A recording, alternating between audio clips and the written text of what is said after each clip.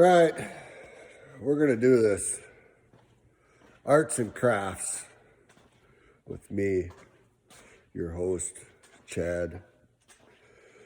I'm going to show you what we've been doing and how to save some money. Hold on. So, took the slider off, put a stationary on. What that means basically is this part right here. See how it's got the bolts? It's made to stay in one spot. That's why they call it a stationary. The fifth wheel that was on here before is a slider. And I'm trying to think, no, we don't have a truck here that has one currently to show you, but if you look at the last video, you'll see what it is. So anyways, ordered this piece from my local Peterbilt dealer. And it's upside down, but the number is RK-Z900. Maybe I can help you there. Yep, still upside down. Okay. Anyways, fifth wheel will go right on top of this, but we've got to find a way to mount it to the frame, which I've made these plates. Now, these plates are just a mild steel. If you were to order them from Peterbilt, they're mild steel, but they're drilled. They're ready to assemble if you find a VIN number that matches your bolt holes right here. So what I've done, rather than probably, you look at this piece, I bet you from Peterbilt, it's probably 300 bucks, maybe a side. I don't know, I'm just guessing, but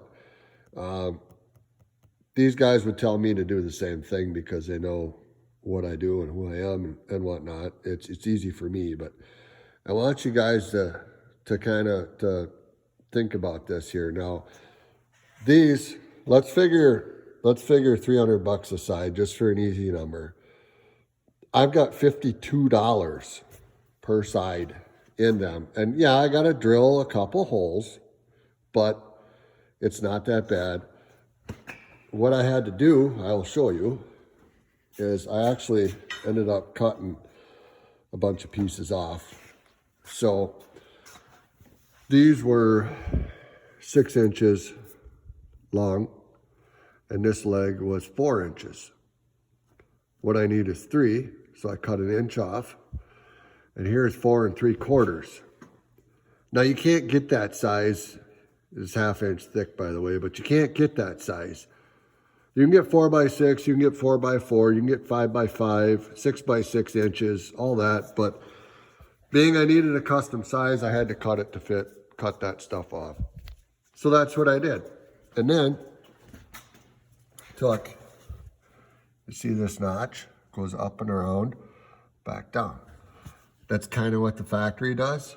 I just did it my way to get clearance because, you know, I want a gap here. I don't want this piece sitting on this piece. That's not how we do things.